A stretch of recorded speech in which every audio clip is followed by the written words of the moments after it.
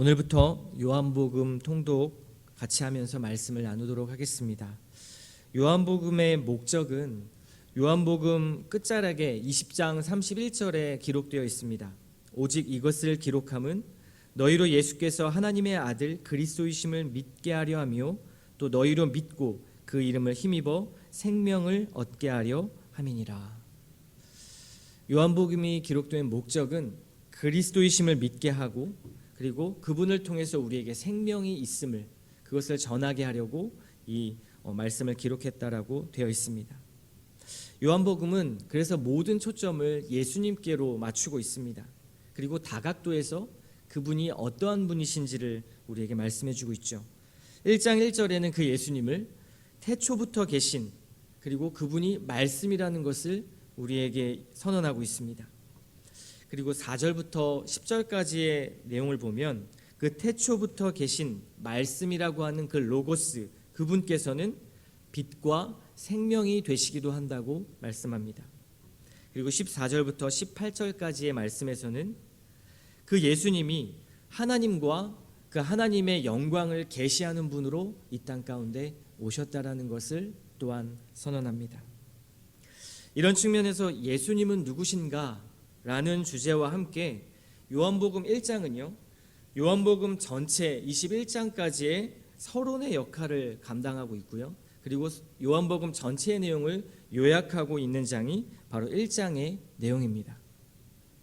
그리고 오늘 우리가 읽었던 본문에서는 그 말씀이며 빛이신 예수님께서 사람의 몸을 입고 이제는 육신이 되셔서 이 땅 가운데 오셨는데 그분을 영접하는 자와 영접하지 않는 자가 있다라는 것을 강조하고 있습니다.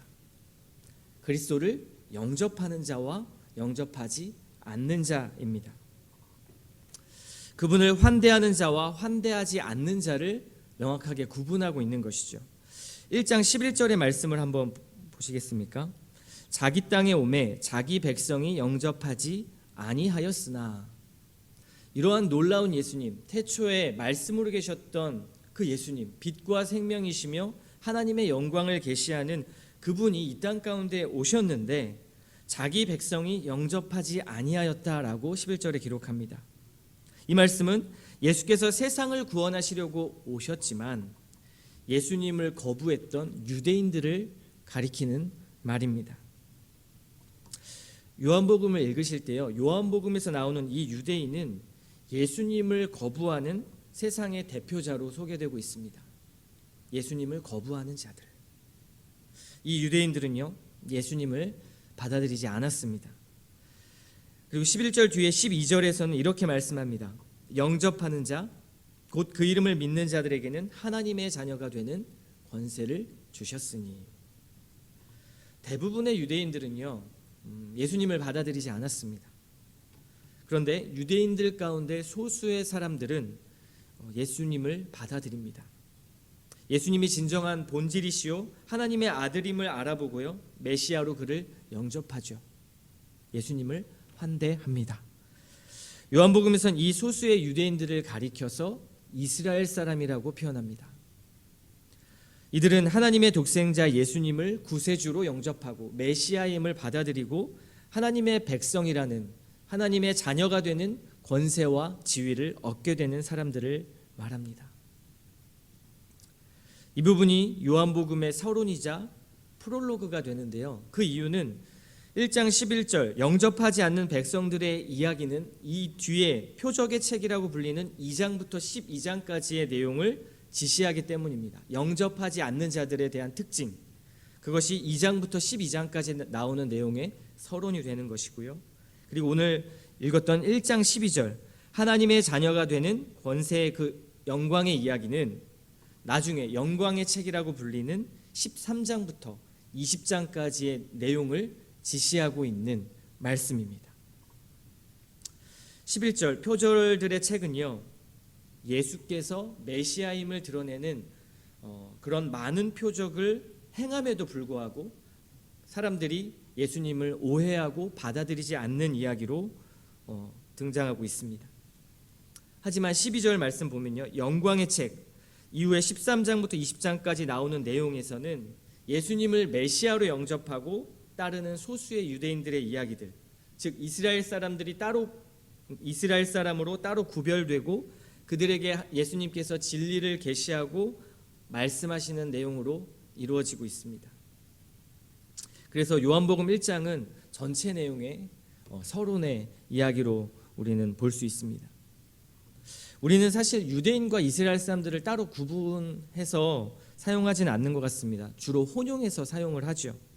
그러나 요한복음은 1장 시작부터요, 유대인과 이스라엘 사람을 엄격하게 의도적으로 구분하고 있습니다.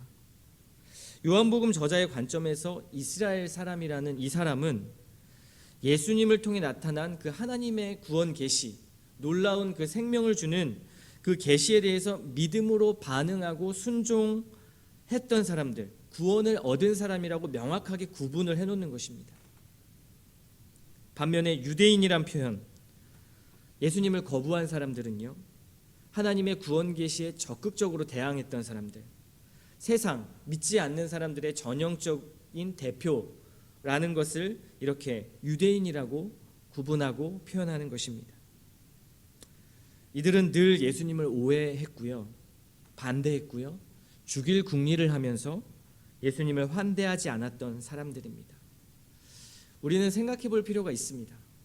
유대인들은 왜 예수님을 거부하고 받아들이지 않았을까? 참 역설적으로 그 유대인들 자신들이야말로 하나님을 가장 잘 섬기고 있는 자들이라고 생각을 했고, 누구보다 율법에 많은 지식을 갖고 있었던 사람들인데, 누구보다 하나님과 가까이 위치하는 사람들이라고 자신들을 확신하고 생각했기 때문에 예수님을 거부했다는 사실입니다. 심지어 예수님께서는 그들의 메시아가 되시고 구원을 가져다 줄 분이심에도 불구하고, 그리고 수많은 표적을 그가 행하는 걸 봤음에도 불구하고, 그리고 바리새인들 자신은 자신들의 잘못을 확인했음에도 불구하고 의도적으로 예수님을 자신들의 바운더리에 수용하지 않았습니다. 그리고 환대하지 않았고 십자가의 처형대 위에 내몰았습니다. 인간이 얼마나 강팍하고 완고한지 보여주는 대목입니다. 진리라는 것을 알면서도, 그리고 본인들이 진리를 추구하지만 그럼에도 불구하고 진리라는 이름으로 얼마나 악을 저지를 수 있는지를 보여주는 대목입니다. 그러니까요, 우리 자신이 의인이라고 주장하는 것이 얼마나 교만한 일인지를 보여주는 것 같습니다. 저는 오늘 이 본문의 말씀을 간략하게 환대라는 각도에서 말씀을 좀 나누고 싶습니다. 영접하는 자와 영접하지 않았던 자들, 예수님을 환대했던 자와 환대하지 않았던 자들, 세상이 왜 예수님을 환대하지 않았을까? 그리고 그 세상으로 대표되는 유대인들은 왜 자신들만의 리그를 만들었을까? 그들은요, 교리라는 거룩한 가면을 썼습니다. 바리새인이란 화려한 지위의 옷을 입었습니다. 그리고 백성들을 좌지우지할 수 있는 엄청난 기득권을 소유하고 있었죠. 자신들만의 율법 해석과 생각을 관철시키기 위해서 오히려 수많은 백성들을 고통당하게 했습니다. 무거운 짐의 율법을 부과했고요. 자기들의 유익을 챙기는 전형적인 자기중심적인 사람들이었습니다. 그런데 오늘 말씀에 보면 예수님은 어떤 분이셨습니까?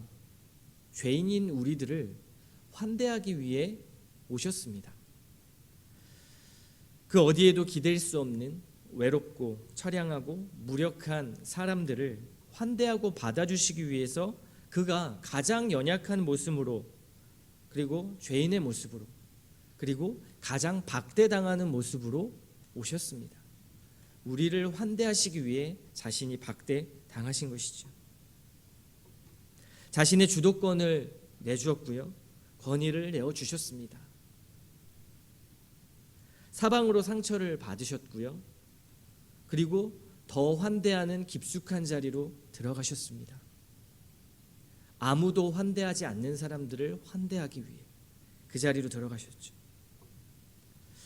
우리가 살아가는 세상을 보면 참으로 환대가 사라지는 세상인 것 같습니다. 세상을 보기도 전에 사실 교회만 봐도 그렇죠. 서로가 서로를 환대하지 못하는 것들을 많이 봅니다. 사람들은 자신의 외로움과 쓸쓸함을 견디기 힘들어합니다. 환대를 받고 싶어합니다. 그런데 다른 사람은 환대할 능력이 없습니다.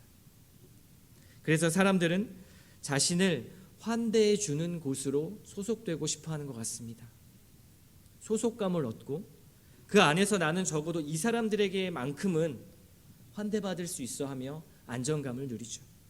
그리고 그 안에 누군가가 들어오는 것을 거부하거나 그리고 어려워합니다. 자신을 거부하거나 거부하지 않더라도 누군가가 환대해 주지 않는다면 그 모임 안에는 자기가 낄 자리가 아니라고 생각을 합니다. 그리고 그 모임에 들어가고 싶어 하지 않죠. 그래서 교회 안에서도요, 자기 소속감을 찾기 위해 굉장히 노력하는 것 같습니다. 많은 성도분들이 자신들만의 어떤 소속을 만들고 그 안에서는 여기는 그래도 내가 안정감을 누릴 수 있는 곳이야 라고 그렇게 그룹을 만드는 것 같습니다. 그게 좋은 의미가 될 수도 있고 나쁜 의미가 될 수도 있겠죠. 어떻게든 자신이 안정감을 누릴 수 있는, 환대받을 수 있는 그 안으로 인사이드하기 위해서 안간힘을 씁니다. 그래서 교회 모임도요, 자기와 친한 사람들이 한 사람이라도 포진되지 않아 있으면 그 모임에 참여하는 것을 불편하게 여깁니다. 자신을 환대해 줄 만한 사람이 없다고 느끼기 때문이죠.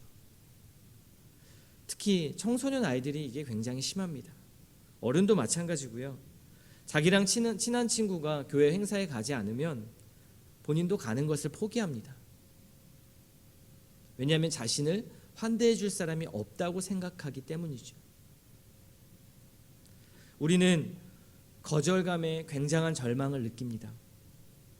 어린 아이에게 다가가서 이리 와봐 안아줄게 누군가의 아이에게 했을 때 그 아이가 다가오지 않고 싫어라고 말하면서 가는 것, 그것만 보고도 자신의 마음에 상처를 입는 그런 모습들을 확인하지 않습니까?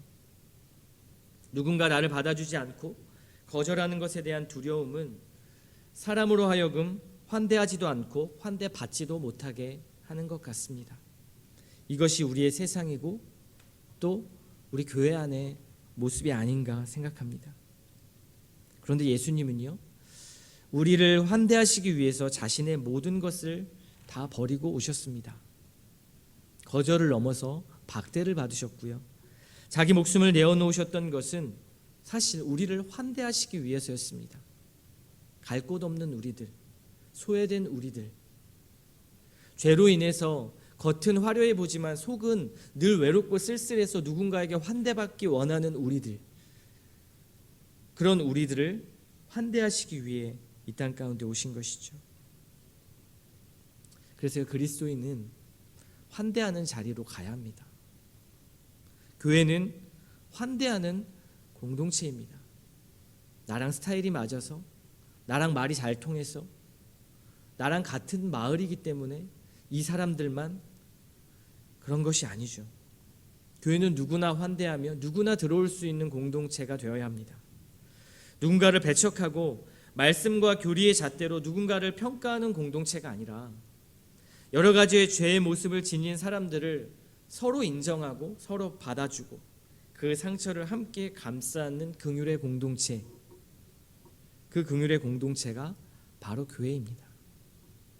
우리는 언제나 예수님을 믿는다고 말하지만 유대인이 될 수 있습니다. 진리를 추구하지만 그 진리를 가지고 누군가를 배척하고 우리들만의 리그를 만들어서 오히려 세상과는 구별되는 것이 아니라 구분되어서 개토화하고 그 안에서 부패되고 썩어가는 모습을 지닌 교회가 되지 말아야 합니다. 그러려면 먼저 그리스도가 누구신가를 보아야 합니다. 자기 힘을 빼야 합니다. 자기가 무력한 죄인임을 인정해야 합니다. 하나님은 우리를 선택하실 때요, 오늘 13절의 말씀을 보시면 혈통으로나 육정으로나 우리를 선택하지 않으셨습니다. 어떠한 조건도 필요 없이 우리를 환대하시겠다고 말씀하셨죠. 우리 공동체에서 서로를 환대하고 받아들일 때 조건이 없었으면 좋겠습니다. 나랑 나이가 맞아, 나랑 같은 또래야, 나랑 같은 육아에 관심사가 있어, 나의 말을 잘 들어줘, 저 사람은 불편하지 않아, 저 사람은 영향력이 있어, 경제적 수준도 우리랑 맞는 것 같아, 저 사람은 말할 때마다 우리를 불편하게 만들어,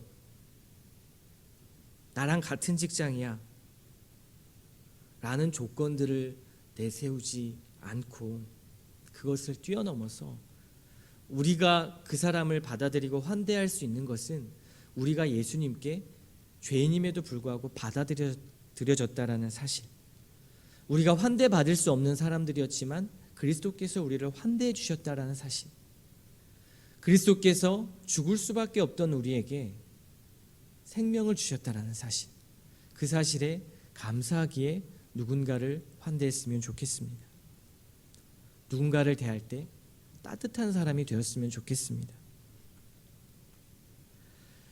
우리 교회가 누구나 받아줄 수 있는 따뜻한 교회가 되었으면 좋겠습니다. 예수님의 몸인 교회는 바로 그런 곳입니다. 기도하겠습니다.